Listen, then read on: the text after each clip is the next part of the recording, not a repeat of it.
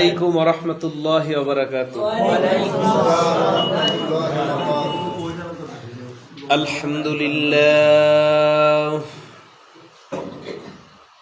আলহামদুলিল্লাহিল্লাযী হাদানা লিল ইসলাম الذي نزل القرآن هدى للناس وبينات من الهدى والفرقان وخلق الإنسان وكرم وعلم من البيان ما لم يعلم فسبحان الذي لا يحصى امتنانه باللسان ولا بالقلم ونشهد أن لا إله إلا الله وحده لا شريك له لا ضد له ولا ند له ولا مثل له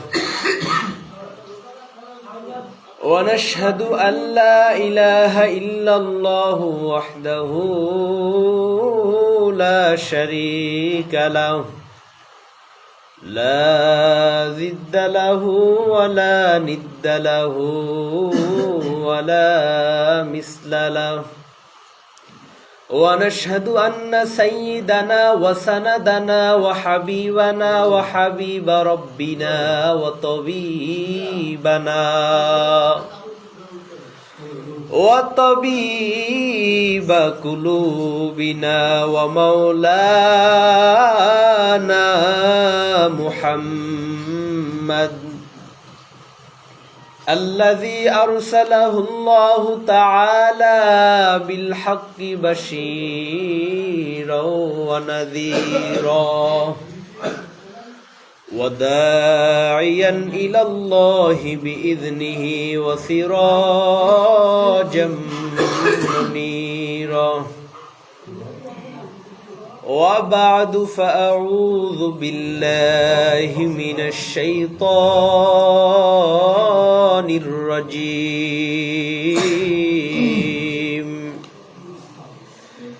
بسم الله الرحمن الرحيم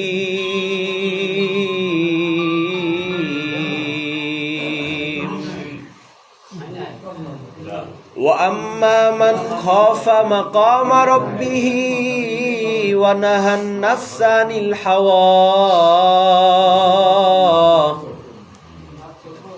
فإن الجنة هي المأوى وقال رسول الله صلى الله عليه وسلم الدنيا خلقت لكم وأنكم خلقتم للآخرة أو كما قال النبي عليه الصلاة والسلام صدق الله العظيم وصدق رسوله النبي الكريم ونحن على ذلك من الشاهدين والشاكرين والذاكرين والحمد لله رب العالمين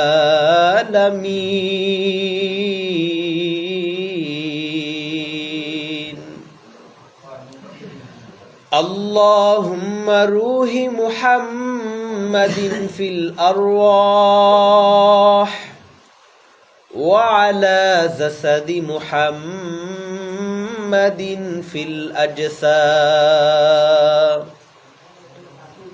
وعلى قلب محمد في القلوب وعلى قبر محمد في القبور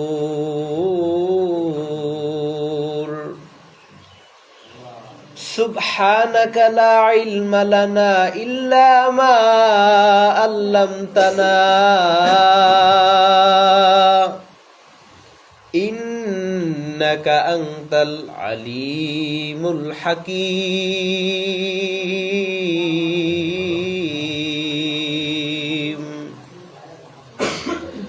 मैं दूर हो मजबूर हो आए सैयद आलम, मैं दूर हो मजबूर हो आए सैयद आलम, दीदार दिखा दे नहीं आवाज सुना दो, दीदार दिखा दे नहीं आवाज सुना दो। मैं सूरत यूसुफ को नहीं चाहने वाला, मैं सूरत यूसुफ को नहीं चाहने वाला, मैं कैस के मानंद नहीं आशिक लैला, मैं कैस के मानंद नहीं आशिक लैला। अल्लाहु अकबर ला इलाहा इल्लल्लाह अल्लाहु अकबर लिल्लाहिल हम्द, अल्लाहु अकबर ला इलाहा इल्लल्लाह वल्लाहु अकबर लिल्लाहिल हम्द, अल्लाहु अकबर ला इलाहा इल्लल्लाह अल्लाहु अकबर लिल्लाहिल हम्द। अल्हम्दुलिल्लाह सुम्मा अल्हम्दुलिल्लाह। আমাদের ঈদগাহ কমপ্লিট করা, আয়োজনও আমাদের পরিপূর্ণ, কমতি ছিল না, কিন্তু আলহামদুলিল্লাহ আলা কুল্লি হাল মাওলায় যা করে এটা বান্দার মঙ্গলের জন্যই করে, আমাদের বুঝে আসুক বা না আসুক। বৃষ্টি হইতেছে, মসজিদেই নামাজ পড়ার জন্য বসা লাগলো, এরপরও আলহামদুলিল্লাহ, কারণ আলহামদুলিল্লাহ আলা কুল্লি হাল, মুমিন সর্ব অবস্থায় আলহামদুলিল্লাহ। আল্লাহ পাক রব্বুল আলামিন বলে, বান্দা এক মাস রমজানে তুমি রোজা রেখেছো, আর আমি আল্লাহ, তবে মনে রাখবা ঈদ পাইছো তুমি, এটা বরকত পাইছো। ঈদ পাইয়া জানো তুমি গুনাহ না করো, এটা তোমার রোজার পুরস্কার। কিসের পুরস্কার? এই ঈদের দিনে বান্দা ভালো করিয়া দুইটা জিনিস মাথার মধ্যে ঢুকাও। এক নাম্বার, আমি এখন কোন অবস্থায় আছি, আমার কাছ থেকে গত হয়ে গেল একটা বরকতের মাস রমজান। এই রমজান মাসে যেই তাকওয়া আমি অর্জন করেছি, এই তাকওয়া দিয়া বাকি 11 মাস তাকওয়ার উপরে চলা যাবে কিনা। তাকওয়া মানে, আমি আগেও বলেছি এখনো বলি, তাকওয়া মানে অনেক বেশি কোরআন তেলাওয়াত করার নাম তাকওয়া না, অনেক বেশি জিকির করার নাম তাকওয়া না। কয় হুজুর রমজানে 5 খতম কোরআন দিছি, এর নাম তাকওয়া না। কয় রমজানে 10 দিন ইতিকাফ বেরইছি, এর নাম তাকওয়া না। বলে হুজুর আমি অনেক জিকির করি, তাবলিগে যাই, পীরের দরবারে যাই, এর নামও তাকওয়া না। কয় তাহলে তাকওয়া কি? আল ইহতিরাজ আনিল মাসিয়া, গুনাহের থেকে বান্দা দূরে থাকাটাই হলো তাকওয়া। সুবহানাল্লাহ। আর জোরে বলেন সুবহানাল্লাহ। বান্দা গুনাহ থেকে দূরে থাকো। 2 নাম্বার, বান্দা ঈদ দিয়া বুঝাইলাম ভ্রাতৃত্ব বন্ধনকে মজবুত করো, আত্মীয় স্বজনের সাথে সম্পর্ক মজবুত করো। কারণ আত্মীয় স্বজনের সাথে সম্পর্ক রাখা এটা বান্দা কেমন নেয়ামত জানো না, তোমার চেনো না, জানো না।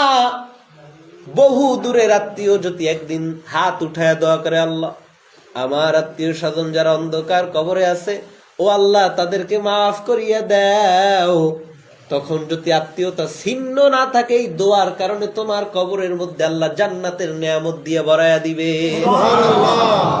অতএব আত্মীয় স্বজন ভ্রাতৃত্ব বন্ধনের দাম আছে না নাই? ঈদের দিন বান্দা যত তোমার সঙ্গে মুখ কালাকালি থাকুক, জায়গা নিয়ে দ্বন্দ্ব থাকুক, টাকা পয়সা নিয়ে দ্বন্দ্ব থাকুক, হাতটা বাড়ায় তুমি আগে সালাম দাও, মুআনাকা করো, মুসাফাহ করো। বান্দা যখন এক মুমিন আর এক মুমিনের সাথে মুসাফা করো, ইয়াগফিরুল্লাহু লানা ওয়া লাকুম, সাথে সাথে সব গুনাহগুলো ঝরে পড়ে যায়। সুবহানাল্লাহ। শুধু তাই নয়, আল্লাহ বলে মুমিন বান্দা,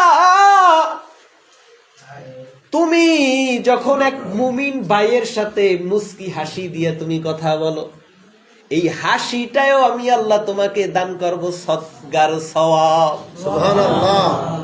আরে বান্দা, তুই একটা সদগা দিলে যেই পরিমাণ সওয়াব পাইতি, এক মুমিনের সাথে আর এক মুমিন হাসি দিয়ে কথা বলো, আমি আল্লাহ এটাও দিব সদগার সওয়াব। আজকে ঈদের দিন আমাদের মনের মধ্যে কত আনন্দ, কোনো প্রেশানি নাই, মাথায় কোনো টেনশন নাই। ঈদের নামাজ পড়ে অনেকে ঘুরতে যাবে। আমিরুল মুমিনিন খলিফাতুল মুসলিমিন ওমর ফারুক রাদিয়াল্লাহু তাআলা আন ঈদের দিন দরজা লাগায় কান্না করে, হাউ মাউ করিয়ে কান্নার আওয়াজ। বাড়ির চতুর্পাশে ভিড় জমে গেছে। একজন মহাব্বতের মানুষ ঢুইকে বলে, আমিরুল মুমিনিন খলিফাতুল মুসলিমিন, ঈদের দিন খুশি না করবেন কেন, কাঁদেন? আমিরুল মুমিনিন ডাক দিয়ে কয়, রে ভাই, আনন্দ তো করবে ওই ব্যক্তি যার দুইটা পেরেশানি নাই। কয়টা পেরেশানি? দুইটা। আরো জোরে আওয়াজ দিতে হবে, কয় পেরেশানি? দুইটা পেরেশানি যার নাই, এই ব্যক্তি তো আনন্দ করবে, আমি তো আনন্দ করতে পারি না। ও খলিফাতুল মুসলিমিন, জান্নাতের টিকিট হাতে, আপনার নামে নবীজির থেকে বার্তা কি শুনেন না? লাউ কানা বাদুন নাবিয়ুন লাকানা ওমর। আরে আমি নবীর পরে যদি নবুয়ত আসতো, সর্বপ্রথম নবী হইতো ওমর। সুবহানাল্লাহ। নবীজি মসজিদের মধ্যে বসা, স্বপ্নের ব্যাখ্যা বলতেছেন। নবীজি বলেন, আমি তাকায় স্বপ্নের মধ্যে, আজকে স্বপ্নের মধ্যে দেখলাম অনেক ব্যক্তি, এর মধ্যে কিছু মানুষের জামাটা, গায়ের পোশাকটা এত বড় নিজে সামলাইতে কষ্ট হয়। আবার কাউকে দেখলাম না ঠিক মতো আছে, কাউকে দেখলাম একটু ছোট, কাউকে দেখলাম আরো ছোট, কাউরে দেখলাম আরো ছোট, আস্তে আস্তে ছোট ছোট পোশাকওয়ালা মানুষ দেখলাম। সাহাবায়ে কেরাম বলল, নবীজি ব্যাখ্যা কি? নবী কয়, সবচেয়ে বড় পোশাকওয়ালা যেই ব্যক্তি, এই ব্যক্তি হলো ওমর। ওমরের আমল সবচেয়ে বেশি, এই জন্য ওমরের পোশাকটা বড়। সুবহানাল্লাহ। যার পোশাক যত বড়, আমি স্বপ্নে যার আমল যত বড়, তার পোশাক তত বড় দেখলাম। সুবহানাল্লাহ।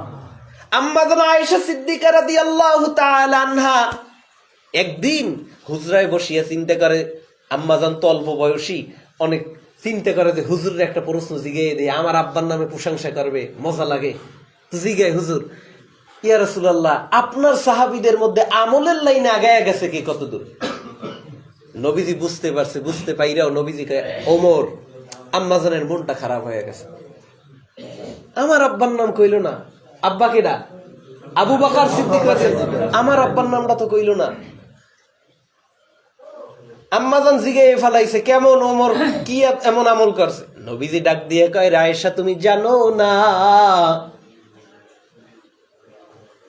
আসমানের যেমন তারকাগুলো কোনো গণনা করা যায় না, অনুমান করা যায় না, ওমরের আমল তার চেয়েও বেশি। সুবহানাল্লাহ। আম্মাজান মনের মধ্যে একটু রাগ নিয়ে বলছে, জিগেই ফেলাম, আব্বার নাম কে কইল না। আবার ভয় মনের মধ্যে, কোন প্রশ্ন কই আবার কোন বিপদে পড়ি। কারণ একবার তো এক প্রশ্ন করতে গিয়ে আল্লাহ তাআলা সরাসরি আয়াত নাজিল করতে, সব স্ত্রীরে তওবা করতে বলেন, না হয় সব একসাথে তালাক হয়ে যাবে। এই ভয়ে আম্মাজান জিগেই ফেলাইছে, আমার আব্বার নাম তো কইলেন না। নবীজির চোখের